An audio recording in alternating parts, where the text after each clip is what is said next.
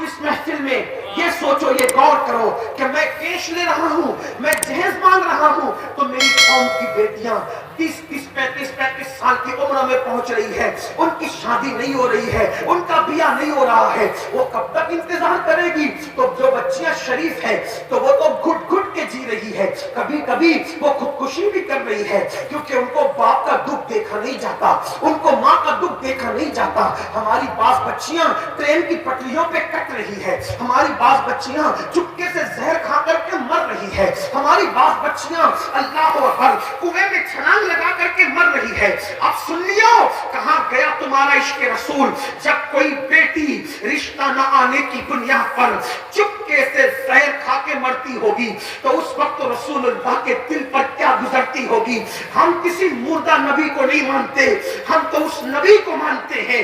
تو زندہ ہے واللہ، تو زندہ ہے واللہ، میرے چشم عالم سے چھپ جانے والے۔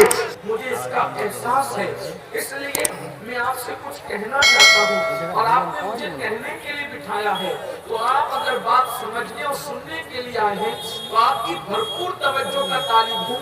ہر پلان بنانے والا کل کا پلان بناتا ہے، مگر میرے عزیزوں یاد رکھو، کل زندگی میں آئے گا اس کی کوئی گارنٹی نہیں ہے، کل زندگی میں آئے گا اس کی کوئی گارنٹی نہیں ہے۔ اللہ اکبر، آج انسان آج کی بات کر رہا ہوں، اللہ اکبر، اس جلسے میں ہم بیٹھے ہیں اور یہاں صلاۃ و سلام ضرور ہوگا، لیکن صلاۃ و سلام میں کون زندہ رہے گا اور کون نہیں رہے گا اس کی کوئی گارنٹی نہیں ہے۔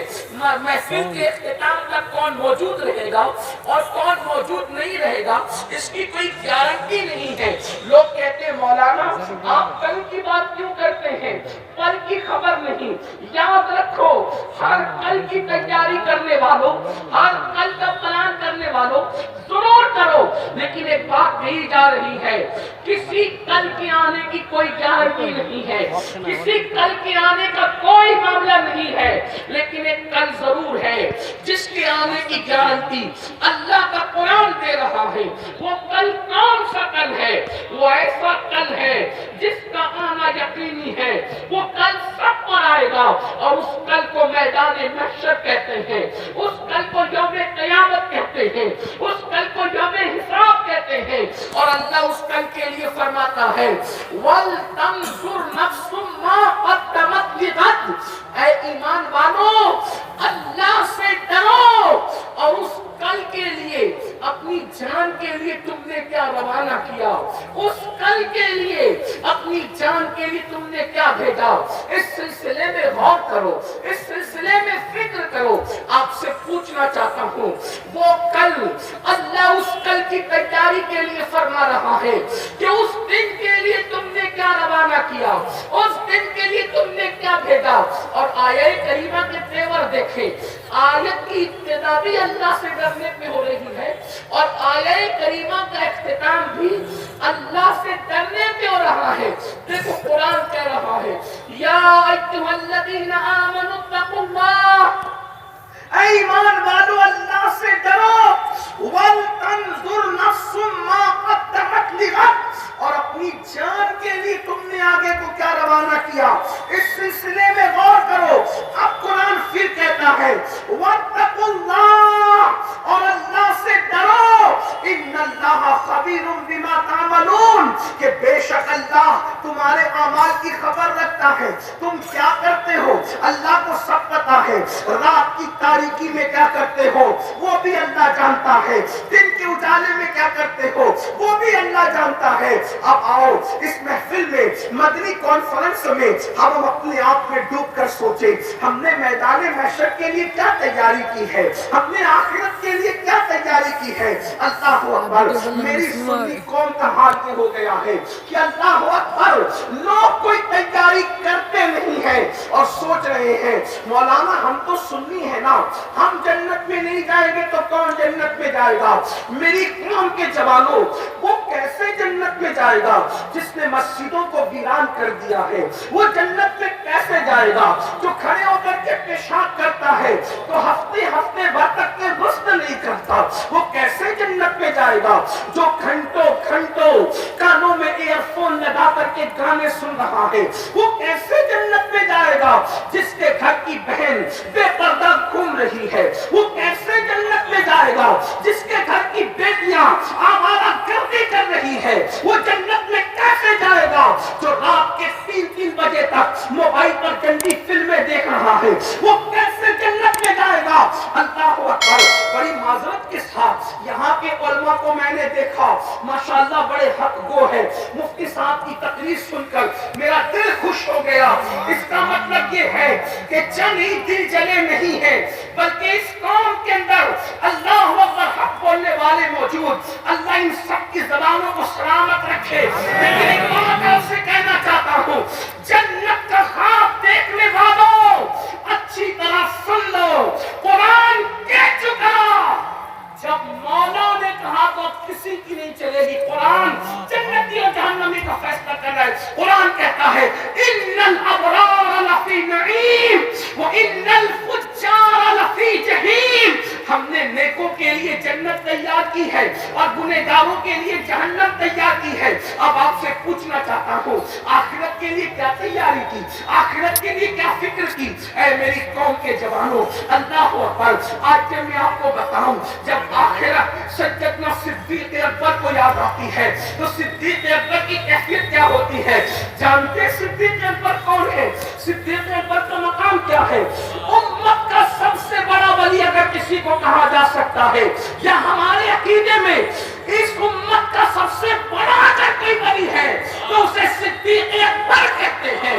اللہ اکبر۔ وہ ابو بکر صدیق جن کے بارے میں حضور محدث اعظم کے چھوچوی اہل سنت کا عقیدہ یوں بیان کرتے ہیں، مرتبہ حضرت صدیق کا یہ ہے سید، ہر فضیلت کے وہ جامع ہے نبوت کے ساتھ۔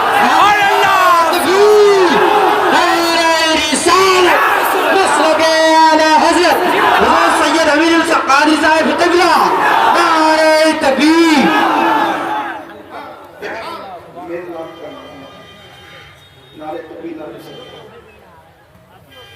ابھی گاؤں سے پاک اور غریب نواز کی بات نہیں کر رہا ہوں۔ তেরারি নাম হলো সুফিয়া, তেরারি নাম হলো খাকসারি। مرشدوں کے مرشد ہیں۔ توجہ کرنا، دھیان دینا، یہ بہت آسان چیز نہیں ہے۔ جنت بچوں کا کھیل نہیں ہے۔ جنت نہ اتنی مشکل ہے جتنی مشکل اہل بدعت نے بنا دی ہے، اور نہ جنت اتنی آسان ہے جتنا ہمارے جلسوں کے شعراء اور ناظموں نے بنا دی ہے۔ نہ اتنی آسان جتنی آپ کہہ رہے ہیں، اور نہ اتنی مشکل جو اہل بدعت کی محفلوں میں بیان ہوتی ہے، اتنی مشکل بھی نہیں اتنی آسان بھی نہیں۔ بلکہ امام اہل سنت کے عقیدے میں جنت کیا ہے؟ وہ تو نہایت سستا سودا بیچ رہے ہیں جنت کا، وہ تو نہایت سستا سودا بیچ رہے ہیں جنت کا۔ ہم مفلس کیا مول چکائیں، اپنا ہاتھ ہی خالی ہے۔ ہم مفلس کیا مول چکائیں، اپنا ہاتھ ہی خالی ہے۔ اور ایک میں کیا، میرے اس یہاں کی حقیقت کتنی، مجھ سے سولاد کو کافی ہے اشارہ تیرا۔ صدیق اکبر کا ذکر ہو رہا ہے۔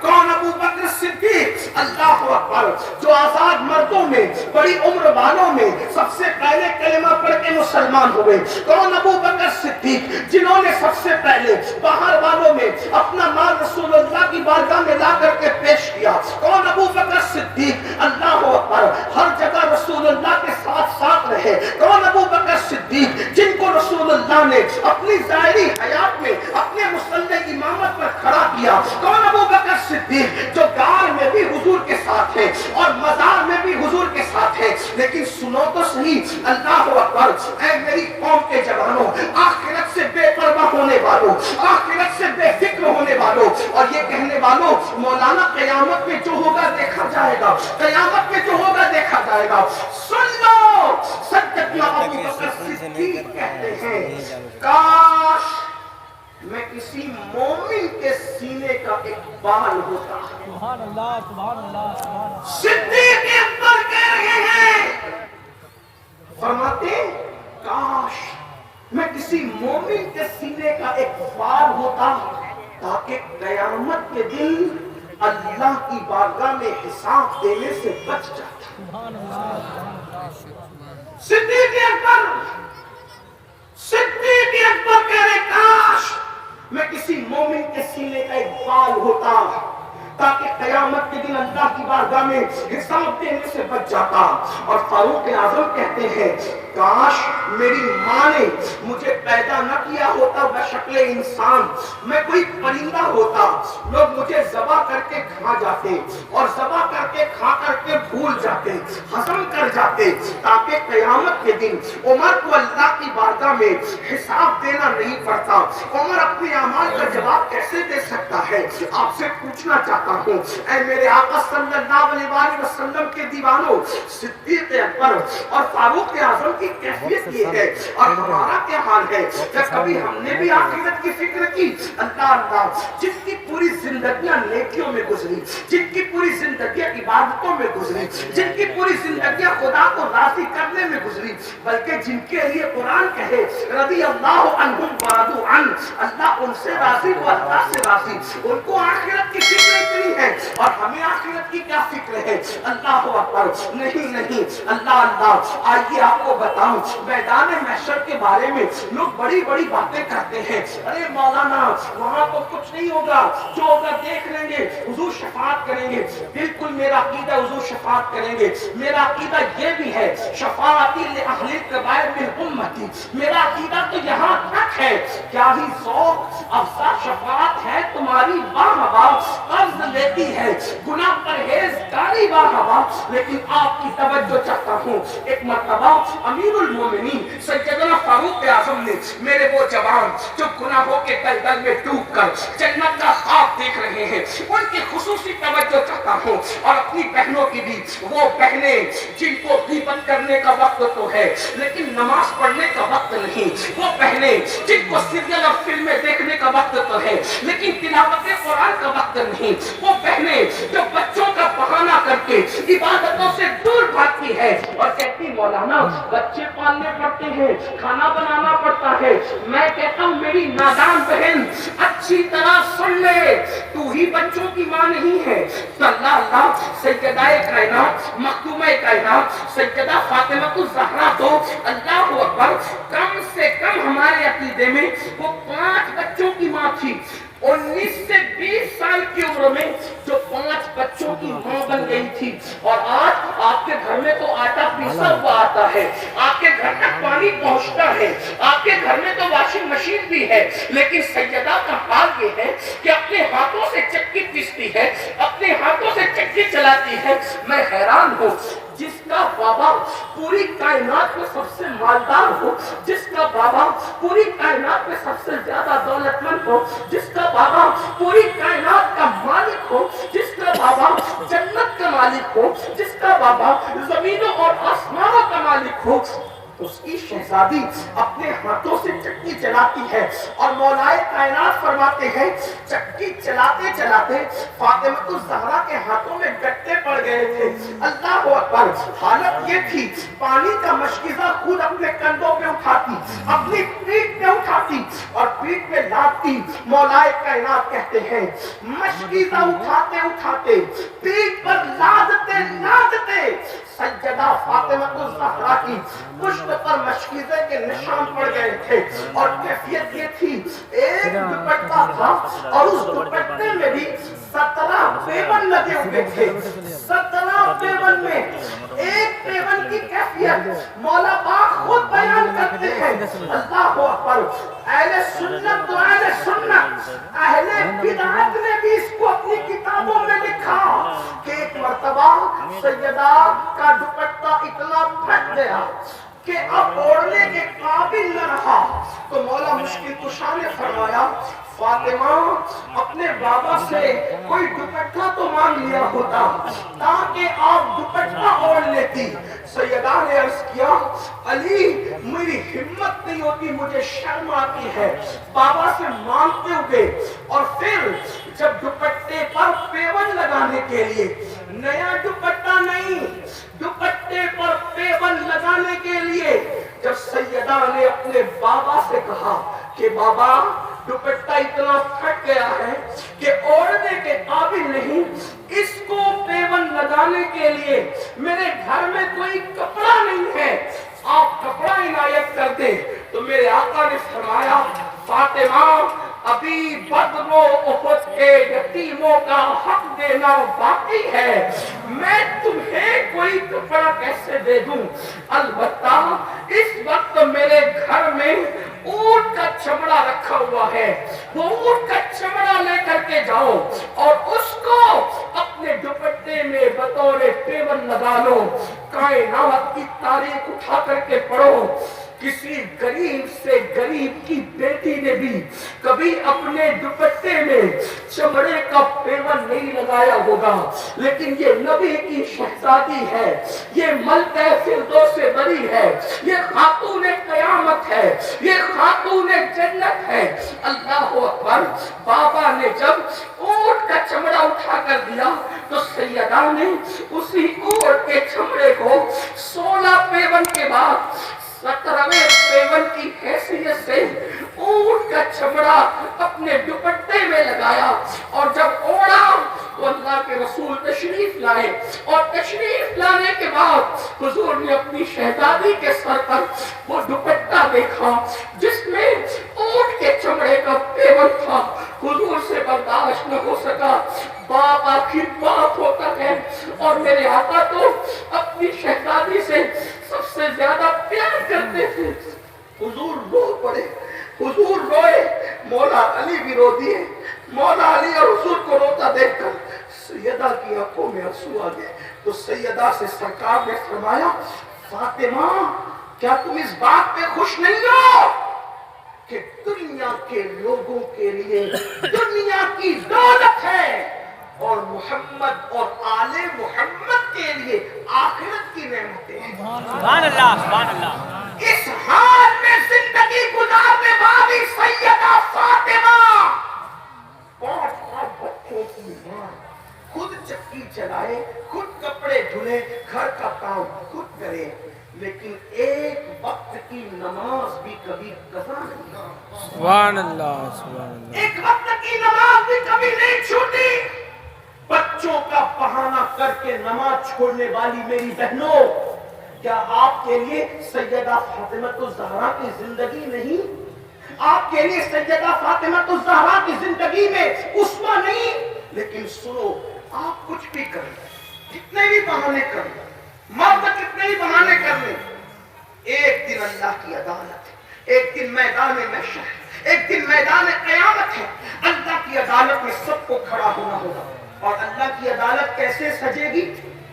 سب دل کے کاموں سے. میں بھی اپنے آپ کو مخاطب ہوں, مجھے کوئی واضح و نصیحت کا حق نہیں, میں بھی اپنے آپ کو نصیحت کر رہا ہوں اور آپ کو بھی کر رہا ہوں. غور سے سنیں. ایک مرتبہ امیر المومنین, غیظ المنافقین, امام المجاہدین, امام المشاہدین سیدنا فاروق اعظم نے حضرت کعب سے کہا اے کعب, اے کعب مجھے ایسی باتیں سنا جس سے میرے دل میں اللہ کا ڈر اور پیدا ہو, اللہ کی خشیت اور پیدا ہو. اب دھیان سے سنو کہ فاروق اعظم کعب سے کہہ رہے, اور وہ خود بھی اللہ سے کتنا ڈرتے. فاروق اعظم اتنا روتے تھے اللہ کے خوف سے کہ روتے روتے امیر المومنین فاروق اعظم کے چہرے پر آنسوؤں کا نشان پڑ گیا تھا. وہ فاروق اعظم حضرت کعب سے کہتے ہیں اے کعب مجھے ایسی باتیں سناؤ جس سے میرے دل میں اللہ کا مزید ڈر اور خوف پیدا ہو. تو اب کعب احبار اب کیا سنا رہے, ذرا سنیے. کعب کہتے ہیں امیر المومنین جب قیامت کے دن, امیر المومنین جب قیامت کے دن जहन्नम को लाया जाएगा। काबे अहबार फारूक आजम की बारगाह में बयान कर रहे हैं, मैदान महशर जिसकी तैयारी का हुक्म अल्लाह ने कुरान में मुझे और आपको दिया, तमाम मोमिनीन को दिया, जिसकी तैयारी से हम बेखबर है, जिसकी तैयारी से नावाकिफ है, जिसकी तैयारी पर कोई तवज्जो नहीं है। याद रखो, नरम नरम गद्दों पर जराइम करने वालों अल्लाह की अदालत में क्या मुंह लेकर के जाएंगे।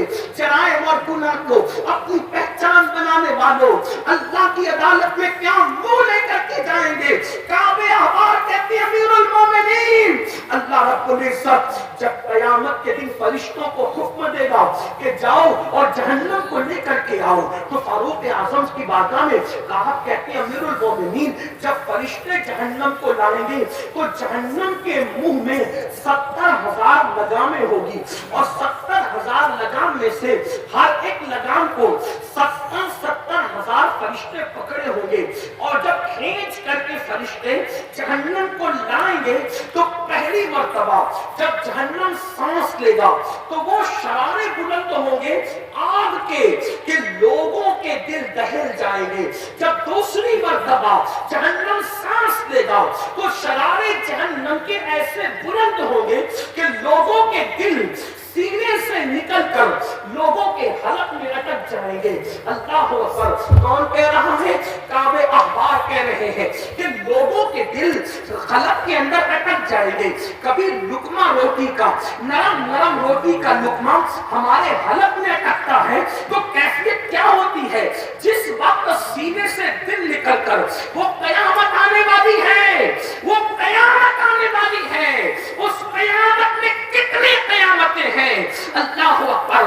अपनी रातों के अंदर अय्याशी और आवारगी के शीश महल तामीर करने वालों, कलमा तैयबा पढ़ करके कलमे के तकाजों को भूलने वालों, कोई जिना के अड्डों को आबाद कर रहा है, कोई शराब के अड्डों को आबाद कर रहा है, कोई जुओं के अड्डों को आबाद कर रहा है, कोई गानों की गजलों की महफिल में जा रहा है। क्या हो गया इस कौम को? ये कौम दूसरों को सुधारने के लिए आई थी, ये कौम दूसरों को जीने का सलीका देने के लिए आई थी। सुन लो, अपनी जवानी पर गुरूर करके मेरे अल्लाह के गजब को चैलेंज देने वालों, अपनी दौलत के नशे में घमंड करके, गुनाह करके खुदा के अज़ाब को चैलेंज करने वालों, हमारे अंदर इतनी ताकत नहीं है मेरे भाई कि अल्लाह का अज़ाब बर्दाश्त कर सके। नहीं कर सकता कोई अल्लाह का अज़ाब बर्दाश्त। किसी में ताकत नहीं है, किसी में कुव्वत नहीं है। अल्लाह के अज़ाब का अंदाजा कर लो। मेरे आका तो यहाँ तक फरमाते हैं कि जहन्नम के अंदर अगर पहाड़ डाल दिए जाएं तो पहाड़ भी पिघल पिघल जाए। जहन्नम में अगर पहाड़ डाल दिए जाएं तो पहाड़ भी पिघल पिघल जाए। जिस जहन्नम में पहाड़ पिघलेंगे उस जहन्नम में हमारी हड्डियों का क्या बनेगा? जिस जहन्नम में पहाड़ पिघलेंगे उस जहन्नम में हमारे इस गोश्त के लोथड़े का क्या बनेगा? क्या हमारा जिस्म पहाड़ से ज्यादा मजबूत है? क्या हमारे जिस्म में पहाड़ से ज्यादा ताकत है? क्या हमारे जिस्म में पहाड़ से ज्यादा कुव्वत है? मेरे भाई, अपने ये खूबसूरत चेहरे क्यों जहन्नम का ईंधन बना रहे हो? अपने खूबसूरत चेहरों को क्यों जहन्नम में दाखिल कर रहे हो? अपने खूबसूरत चेहरों को क्यों जहन्नम का मुस्तहिक बना रहे हो? अल्लाह अकबर। हज़रत काब कहते हैं कि जब जहन्नम दूसरी मर्तबा सांस लेगा और उसकी सांस से जब जहन्नम के शरारे उठेंगे तो लोगों के दिल उनके हलक में अटक जाएंगे। अल्लाह अकबर। और फिर काबे अहबार कहते हैं अमीरुल मोमिनीन जब तीसरी मर्तबा जहन्नम सांस लेगा तो उसके शरारे जब उठेंगे और उसके शरारे ऊपर की तरफ उठेंगे तो काब कहते हैं अमीरुल मोमिनीन उस वक्त अवाम तो अवाम, अंबिया की शान ये होगी। काबे अहबार कहते हैं नबियों की शान ये होगी कि इब्राहिम खलीलुल्लाह जैसा नबी, इब्राहिम खलील जैसा नबी अपने घुटनों को जमीन पे रखकर अल्लाह से अर्ज करेंगे, मौला आज मैं किसी के लिए कुछ नहीं मांगता, आज तो सिर्फ मैं अपनी जान के लिए अमान तलब करता। یہ خلیل اللہ کی شان ہوگی. اس کو ابن حجر لکھ رہے اپنی کتاب میں. یہ ابراہیم خلیل کی شان ہوگی. کہ ابراہیم خلیل اللہ اپنے گھٹنوں کو زمین پہ رکھ کے اللہ سے عرض کریں گے مولا آج ابراہیم تیری پناہ مانگتا ہے, اپنے جان کے لیے امان طلب کرتا ہے. میرے بھائی سوچو, جب ابو الانبیاء ابراہیم خلیل کی یہ شان ہوگی تو میرے اور آپ جیسے لوگوں کا وہاں کیا ٹھکانہ, ہم جیسے لوگوں کی کیا حیثیت. اس دن کے لیے ہم نے کیا تیاری کی؟ کوئی تیاری نہیں کی. گناہ اور گناہ کے سوا کچھ نہیں.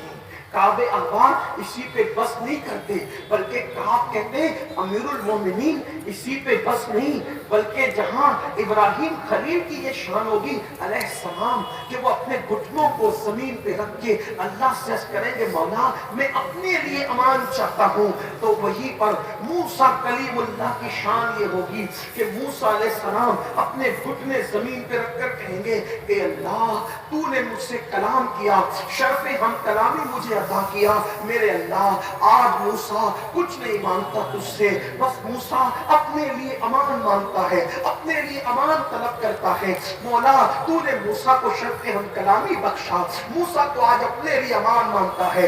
کون موسیٰ؟ جن کے بارے میں قرآن کہتا ہے من جانب الطور الایمن وقربناہ نجیا. موسیٰ طور کے دائیں طرف آؤ تاکہ تم سے سرگوشی کی جا سکے, تاکہ تم سے پیار کی باتیں کی جائے, تاکہ تم سے محبت کی باتیں کی جائے. وہ موسیٰ جن سے اللہ نے کلام کیا, وہ موسیٰ جو کلیم اللہ ہے, وہ اپنے گھٹنے زمین پہ رکھ کے عرض کریں گے مولا آج میں تجھ سے اپنی امان چاہتا ہوں. اسی پہ بس نہیں, کعبہ آباد کہتے ہیں امیر المومنین صرف اسی پہ بس نہیں ہوگا.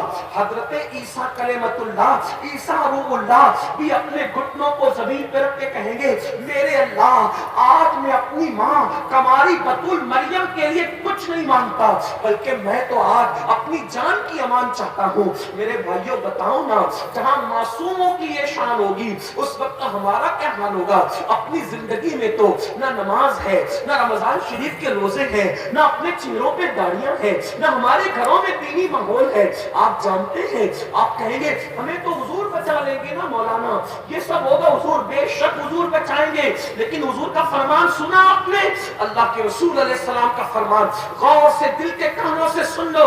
آقا ارشاد فرماتے ہیں جس نے جان بوجھ کر نماز چھوڑ دی قیامت کے دن اس کے ساتھ میرا کوئی وعدہ نہیں. آقا فرمانے جس نے جان بوجھ کے نماز چھوڑ دی قیامت کے دن اس کے ساتھ میرا کوئی وعدہ نہیں. بلکہ مزید فرمایا جس نے جان بوجھ کے نماز چھوڑ دی میں محمد اس سے بیزار ہوں. بیزار حضور ان سے بیزار ہیں. اور بلکہ آپ حضور کی بات کرتے ہیں, اللہ کے رسول علیہ السلام تو اپنے صحابہ سے فرمایا کرتے تھے اے ابو ہریرہ بے نمازیوں کے ساتھ نہ بیٹھا کرو. اللہ کے رسول صحابہ کو بے نمازیوں کے ساتھ بیٹھنے سے منع کرنے. فرماتے ابو ہریرہ صحابہ میرے آقا فرماتے بے نمازیوں کے ساتھ نہ بیٹھا کرو کیونکہ بے نمازی پر آسمان سے لعنت برستی ہے. آپ سے پوچھنا چاہتا ہوں رسول اللہ فرمائے, اللہ کے محبوب فرمائے کہ بے نمازیوں پر آسمان سے لعنت برستی ہے, اس کے باوجود بھی آج ہم سوچ رہے ہیں کہ ہم نماز چھوڑ کر کے کامیاب ہو جائیں گے, نماز چھوڑ کر کے جنت میں جائیں گے. سن لو, میرے آقا علیہ السلام نے جہاں تک اپنے صحابہ سے کہا دل کے کانوں سے سنو. آقا فرماتے ہیں اے میرے صحابہ یہ دعا کیا کرو کہ اللہ کسی کو بدبخت اور محروم نہ بنائے, اللہ کسی کو بدبخت اور محروم نہ بنائے. جس میرے آقا نے فرمایا اے میرے صحابہ جانتے ہو بدبخت اور محروم کون ہے؟ تو صحابہ نے اس کی نہیں یا رسول اللہ. تو آقا فرماتے ہیں جو نماز چھوڑ دے وہ بدبخت بھی ہے, وہ محروم بھی ہے. اللہ اکبر. میرے اور تمہارے سچے نبی نے فرمایا قیامت کے دن سب سے پہلا حساب نماز کا ہوگا. اگر نماز کے معاملات میں تم کلیئر رہے تو تمہارے آگے کے سارے معاملات آسان ہوں گے, اور اگر نماز کے معاملے میں تم پھنس گئے تو تم قیامت کے دن پھنس جاؤ گے. یاد رکھنا ہر امتحان میں انسان کو دوسری اور تیسری مرتبہ کامیاب ہونے کا چانس دیا جاتا ہے, لیکن اللہ کا امتحان ایسا ہے, اللہ کا امتحان ایسا ہے جو دوبارہ اور سہبارہ نہیں ہوگا. وہ امتحان ایک ہی بار बार होगा, इस दुनिया में पहली और आखिरी मर्तबा आए हो, न इससे पहले इस दुनिया में हम आए थे, न इसके बाद इस दुनिया में आना नसीब होगा। मेरे भाई तो अपने वक्त को क्यों बर्बाद करते हो, क्यों अपने आप को जहन्नम का ईंधन बना रहे हो? कभी नाच रहे हो, कभी गाने सुन रहे हो, कभी फिल्में देख रहे हो, कभी शराब पी रहे हो, कभी नशा कर रहे हो। सुनो, अल्लाह के सच्चे नबी खैर का नबी सल्लल्लाहु अलैहि वसल्लम फरमाते हैं, ऐ मेरे सहाबा, मेरी उम्मत के कुछ लोग होंगे रातों रात जिनके घर जमीन में धंसा दिए जाएंगे। अभी तुर्की और सीरिया के जलजले से लोग कितना लर्जा बरंदाम है, और जमीन के अंदर धंसती हुई बिल्डिंगों की वीडियो शेयर करने वालों, कभी अपनी आका की हदीस याद की? अल्लाह के सच्चे नबी सल्लल्लाहु अलैहि वसल्लम ने फरमाया अपने असहाब से कि रातों रात कुछ लोगों के घर जमीन के अंदर धंसा दिए जाएंगे। मैं ये नहीं कहता कि टर्की वाले ऐसा करते थे या सीरिया वाले ऐसा करते थे, मैं हदीस पढ़ रहा हूँ। और अभी भी कई मुल्कों पर पेशिन गोइयों की तलवार लटक रही है। पता नहीं किस मुल्क में कभी भी जलजला आ सकता है, लेकिन याद रखो अल्लाह के सच्चे नबी सल्लल्लाहु अलैहि वसल्लम ने फरमाया, ऐ मेरे सहाबा, रातों रात लोगों के मकानात, लोगों के घर जमीन के अंदर धंस जाएंगे। और सिर्फ जमीन में नहीं धंसेंगे, बल्कि जब उनको कब्र में रखा जाएगा तो वो अपनी कब्रों से उठेंगे तो उनके चेहरे सुअर और बंदर की तरह होंगे। उनके घर जमीन में धंस जाएंगे, और जब वो अपनी कब्रों से उठेंगे या तो उनके चेहरे सुअर की तरह होंगे या तो उनके चेहरे बंदर की तरह होंगे। सहाबा ने उसकी या रसूल अल्लाह सल्लल्लाहु अलैहि वसल्लम, जिनके मकानात रातों रात जमीन में धंस जाएंगे और उनके चेहरे कब्र से उठते वक्त सुअर और बंदर की तरह होंगे, हुजूर उनका कसूर क्या होगा, उनकी गलती क्या होगी? तो मेरे आका फरमाते हैं वो शराब पीते होंगे और म्यूजिक और मौसीकी सुनते हैं। वो शराब पीते होंगे, नशा करते होंगे और म्यूजिक सुनते होंगे। शराब और नशे की वजह से और म्यूजिक और गानों की वजह से उनके मकानात जमीन में धंस जाएंगे, और जब वो अपनी कब्रों से उठेंगे तो उनके चेहरे या तो सुअर की तरह होंगे या तो बंदर की तरह होंगे। आपसे पूछता हूं, जिस नबी के कहने पे अल्लाह को एक माना, जिस नबी के कहने पे कुरान को अल्लाह की किताब माना, उस नबी के कहने पे ये क्यों नहीं मानते? उस नबी के कहने पर ये क्यों नहीं बचते गुनाह से? क्यों नहीं डरते अल्लाह से? शादी के मौके पे अल्लाह को भूल जाते हो, शादी के मौके पे रसूल अल्लाह को भूल जाते हो। कहते गुलामी रसूल में मौत भी कबूल है। जिस नबी की मोहब्बत में मौत कबूल करने की बात करते हो, उस नबी की मोहब्बत में गुनाह क्यों तर्क नहीं करते? जो कौम गुनाह न छोड़े वो कौम अपनी जान क्या देगी? जो कौम नींद न छोड़े वो कौम जान क्या देगी? जो कौम दाढ़ी के चंबाल का बोझ अपने चेहरों पे बर्दाश्त न कर सके, वो कौम अपने नबी के नाम पे जान क्या देगी? मुसलमानों, दुनिया अच्छी तरह हमारे नारों को समझ चुकी है कि इस कौम के पास खोखले नारों के सिवा कुछ नहीं है, और अगर वाकई दिलों में मोहब्बत है तो इम्तिहान लिया जाएगा। हमारा हाल उस मजनू की तरह है, हमारा हाल उस मजनू की तरह है जो सिवाय हलवे के कुछ नहीं जानता। एक मर्तबा आपने सुना होगा ना कि लैला ने हलवा बनाया, और हलवा बनाया अपनी कनीज से कहा कि ले जाओ ये हलवा मेरे मजनू को पेश कर दो। तो हलवे के अंदर बड़ी खुशबू थी, बड़ी लज्जत थी। जैसे कनीज हलवा लेकर निकली, मैं ज्यादा देर नहीं लूंगा आपका, थोड़ा सा वक्त लूंगा, लेकिन आप सबकी तवज्जो खास, अल्लाह करे मेरी और आपकी आंखें सुन जाए, मैं अपनी बहनों की भी तवज्जो। लैला ने हलवा बना के कनीज को कहा कि उसको दे दो जो मेरा मजनू है। जैसे ही हलवा लेकर के लैला की कनीज बाहर निकली तो कहा मजनू कौन है? उसको हलवा दिया है लैला ने। तो जितने खड़े थे सब ने कहा अना मजनू, हम सब मजनू हैं। कनीज होशियार थी, उसने कहा मेरी लैला के इतने मजनू नहीं है, कोई एक ही है। तुम सब मजनू होने का दावा करते हो? तवज्जो, शोरा की नाफगोई की शायरी के वक्त तुम सब आशिक होने का दावा करते हो?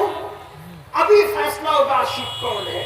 जैसे उस कनीज ने इम्तिहान लिया था, मैं भी उनका गुलाम आपका इम्तिहान लूंगा। थोड़ी देर बैठना, सुनना, मेरी गुफ्तगू के एंड होने तक तवज्जो। कनीज ने क्या कहा? मेरी लैला का तो एक ही मजनू है, इतने नहीं है। अंदर चली गई, अरे लैला तेरे तो बड़े मजनू हैं। कहा वो सब हलवे के मजनू है, मेरा कोई मजनू नहीं।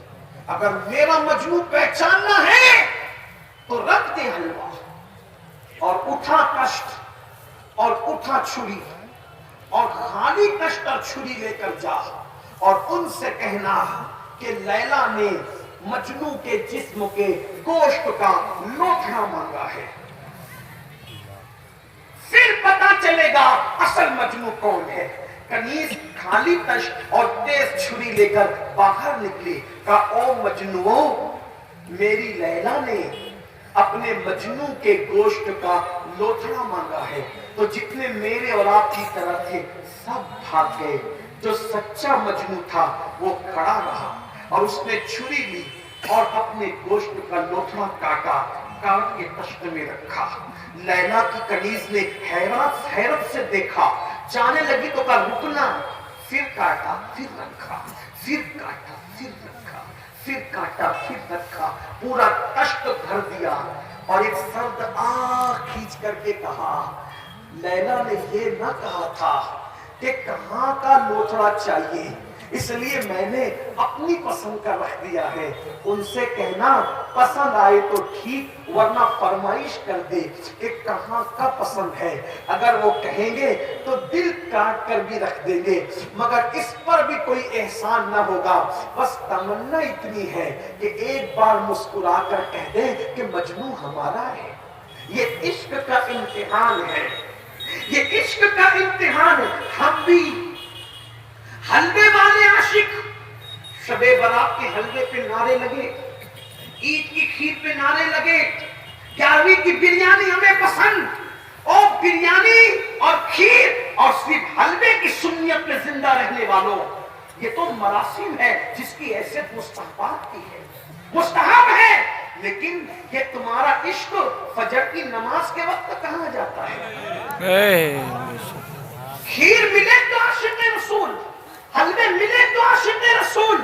अस्ल सुन्नियत, मैं जिम्मेदारी से कह रहा हूं, बुरा लगे तो माफ करना, वरना मुझसे सवाल पूछने का आपको हक है। मुफ्तियान किराम भी बैठे। अस्ल सुन्नियत खिचड़े और हलवे का नाम नहीं है। अस्ल सुन्नियत तो नमाज की पाबंदी करना।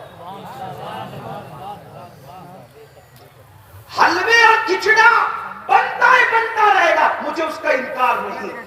जो मना करते जुल्म करते। लेकिन एक बात आपसे कहता हूं, अगर कोई खिचड़े और हलवे की बात न करे, उसकी सुन्नियत बाकी रह सकती है, लेकिन जो नमाज ही ना पढ़े उसकी सुन्नियत नहीं बाकी रह सकती।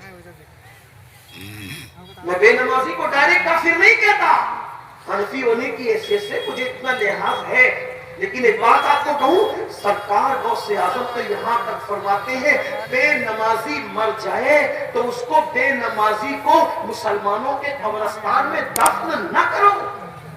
जो गौसे पाक बेनमाजी को मुसलमानों के कब्रिस्तान में देखना पसंद नहीं करते, उस बेनमाजी को गौसे पाक सिलसिले कादरिया में देखना कैसे पसंद कर सकते हैं?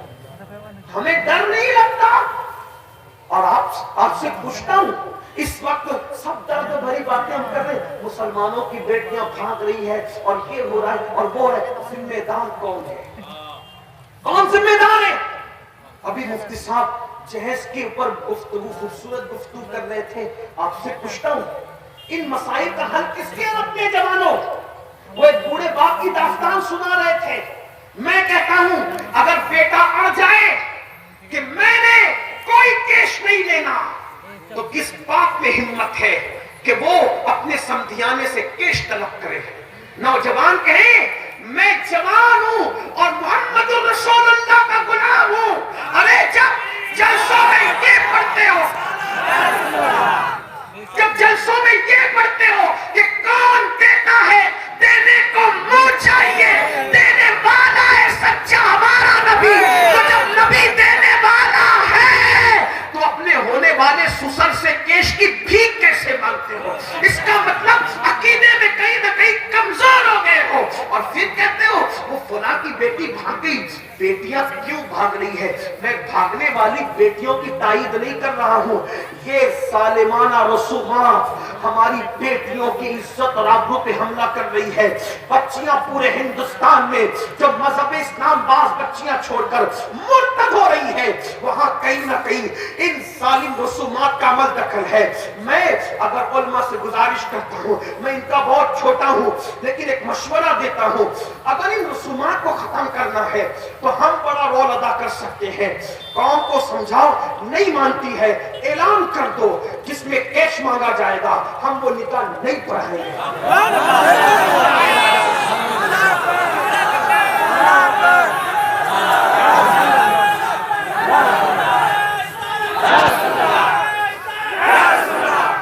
اگر ہم نکاح پڑھانا بند کر دے, انہیں اپنی اوقات پتہ چل جائے گی کہ کتنے عزت دار ہیں. لیکن بڑی معذرت کے ساتھ کہیں نہ کہیں ہمیں میں کچھ لوگ ہیں جو ضمیر فروشی کرتے ہیں. اگر ہم لوگ امام حسین کی طرح ڈٹ جائیں تو وقت کے یزید کو اب بھی اپنی گردن جھکانا پڑے. یزید ایک شخصیت کا نام نہیں ہے, یزید ایک نظریے کا نام ہے. یزید ایک اور حسین بھی ایک شخصیت کا نام نہیں ہے. حسینیت بھی مکمل نظریے کا نام ہے. اور دونوں نظریے کیا ہیں؟ خود کے نفس پر شریعت کا سودا کرنے کو یزیدیت کہتے ہیں, اور جان لٹا کر کے دین بچانے والے کو حسینیت کہتے ہیں. نعرہ رسالت, اصل کے اعلی حضرت, نعرہ حیدری. سنی جوانو, آج میں تمہارے عشق مصطفیٰ کا امتحان لینا چاہتا ہوں جیسے اس کنیز نے لیا تھا.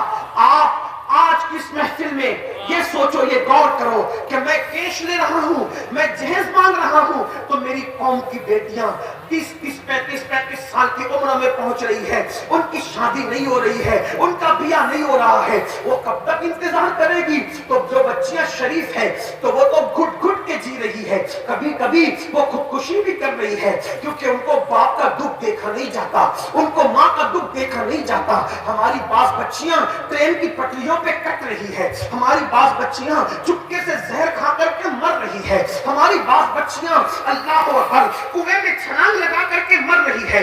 اب سن لیو, کہاں گیا تمہارا عشق رسول جب کوئی بیٹی رشتہ نہ آنے کی بنیاد پر چپکے سے زہر کھا کے مرتی ہوگی تو اس وقت رسول اللہ کے دل پر کیا گزرتی ہوگی. ہم کسی مردہ نبی کو نہیں مانتے, ہم تو اس نبی کو مانتے ہیں. تو زندہ ہے واللہ, تو زندہ ہے واللہ, میرے چشم عالم سے چھپ جانے والے. سوچا, کبھی غور کیا, جب کوئی بیٹی ٹرین کی پٹریوں پہ کٹتی ہوگی تو اس وقت رسول اللہ کے دل پہ کیا گزرتی ہوگی. جب کوئی بیٹی کسی دریا میں چھلانگ لگا کر مر جاتی ہوگی باپ کی آبرو کو بچانے کے لیے, اس وقت رسول اللہ کے دل پہ کیا گزرتی ہوگی. اور اس سے بڑی بات, بیٹیوں کی خودکشی پر رسول اللہ کو جو تکلیف ہوتی ہے اس سے زیادہ تکلیف جب وہ کسی کافر کا ہاتھ پکڑ کر اپنے مذہب کو چھوڑ کر کے چلی جاتی ہوگی. تو اس وقت تمہارے اور میرے نبی کے دل پر کیا گزرتی ہوگی. طائف کی وادیوں کے پتھر رسول اللہ کو اتنے دکھ نہیں دیتے جتنی مسلم بیٹیوں کا ارتداد اور مذہب کو چھوڑ دیا. اس کا کیوں سبب کون ہے؟ ظالم معاشرہ ہمارا. یہ جو تم نے جہیز کیش بنا رکھا ہے اپنے نبی کی خوشی کے لیے, کیا تم یہ وعدہ نہیں کر سکتے کہ اسی بنگال میں جب میں شادی کروں گا تو اس شان کے ساتھ کروں گا کہ صرف دلہن لاؤں گا, اس کے ساتھ کچھ نہیں لاؤں گا. یہ نہیں کر سکتے. جب میں بہو لاؤں گا تو صرف دلہن لاؤں گا, اس کے ساتھ کچھ نہیں لاؤں گا.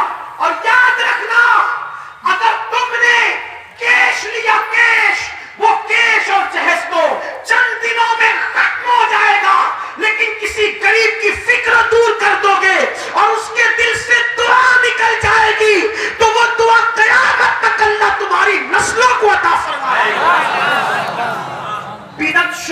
वाले भी कुछ लोग थे, इसलिए बिदअत फैल गई। बिदअत को खत्म करने वाले भी कुछ लोग खड़े हो। मैंने जब अपने मालेगांव में ये ऐलान किया था, हमारे पेश तो नहीं मानते लेकिन जहेज का मामला जरूर है, तो जब मैंने ऐलान किया था तो पूरे मजमे ने हाथ उठाया था। और उसके बाद से अब तक जितनी शादियों में मेरी शिरकत हुई है, अब हमारे यहाँ ऐसी शादी होने लगी है जिसमें मैंने शिरकत की है कि उसमें कोई जहेज लिया नहीं जाता। अगर दुल्हन वाले कहते हैं हम देंगे, तो कहाँ देंगे तुम जानो, हम नहीं लेंगे,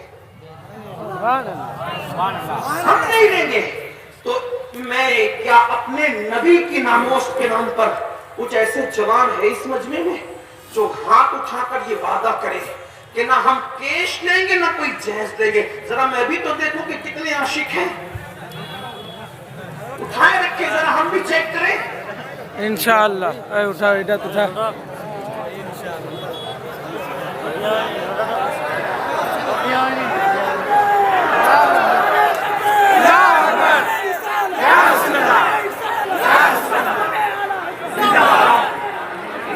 मेरी कौम के जवानों, मैं कोई बात दावे से नहीं कहता, लेकिन ये कादरी फकीर आज तुमसे अर्ज करता है, वल्लाह अगर तुमने मुस्लिम बेटियों की आबरू बचाने के लिए इस वादे को वफा किया तो याद रखना खुदा इसकी बरकतें तुम्हारी नस्लों तक अता फरमाएगा।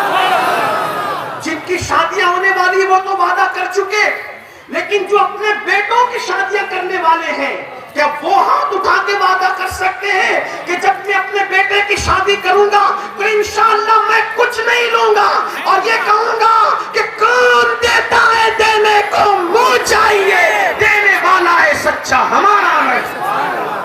कौन लोग है, बोलो कितने लोग हैं जो अपने बेटों की शादियों पे कुछ नहीं लेंगे? उठाए जरा हाथ, उठाए जरा, देखें फरिश्तों को गवाह बनाए, मुस्तफा जाने रहमत को गवाह बनाए, अंबिया किराम को गवाह बनाए, अल्लाह रब्बुल इज्जत को गवाह बनाए। माशाअल्लाह औरतों से तो नहीं कहा गया लेकिन औरतें भी हाथ उठा रही है। सुभान अल्लाह। अल्लाह ने सैयदा फातिमा का सदका अता फरमाए, सैयदा ज़ैनब का सदका अता फरमाए। याद रखना, गुर्बत इंसान को वहां तक पहुंचाती है जहां तक कोई चीज नहीं ले जाती। मेरे नबी ने फरमाया कि गुर्बत कभी कभी इंसान को कुफ्र तक ले जाती है। मैं बहुत दूर चला गया, आइए एक बात में अर्ज करके अपनी गुफ्तगू समेट लूं। देखो याद रखना मेरे भाइयों कि कभी